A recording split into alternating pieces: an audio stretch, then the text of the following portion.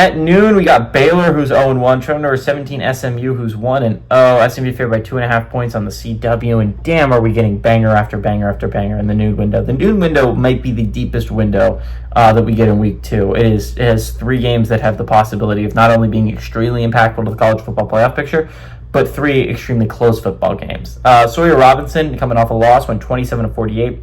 Threw for 419 yards, 3 touchdowns, 0 interceptions. Bryson Washington had 14 carries for 54 yards, and Cock Wilson had 8 catches for 134 yards. Kevin Jennings went 22 of 30, threw for 260 yards, 2 touchdowns, 1 interception. Chris Johnson Jr. had 6 carries for 44 yards and a touchdown, and Romello Brinson had 7 catches for 121 yards and a touchdown. This is actually an extremely close rivalry, historic rivalry, but very close as well. Baylor's 39-36 against SMU all time. The last 13 games have gone to Baylor, though, from 1989 to 2016. The last win at home for SMU was 1983, so it's been a hot second since SMU's been able to defend home field against the Baylor Bears. This game has the possibility of not only being extremely interesting, but a probable shootout. Baylor's defense looked weak against Auburn in week 1. Jackson Arnold ran roughshod over them, and it's not that he was able to do so much through the air. It wasn't. He didn't do that much through the air. It was the ground game that killed Baylor, and it was a lot of the quarterback's legs and Jackson Arnold. If you struggle with Jackson Arnold, you are in for a nightmare with Kevin Jennings. Kevin Jennings is an extremely good athlete.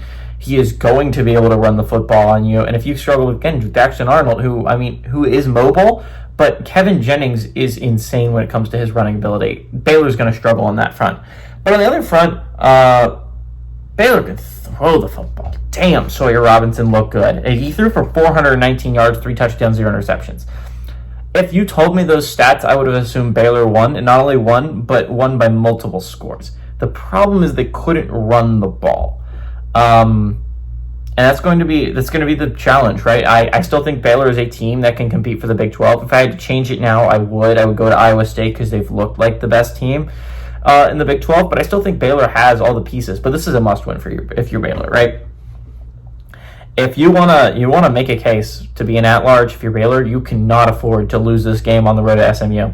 This is kind of a big game for SMU as well. You're talking about your first big game on kind of a national stage. If you're SMU, you're number 17 in the nation. You're finally getting respect, even though you moved down a spot after a week.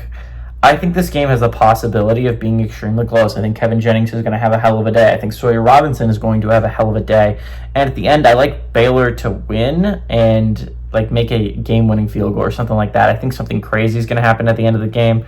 Give me the Bears to continue their domination over SMU and get a 1-1 start. At least win one of your two big non-conference games if you're Baylor.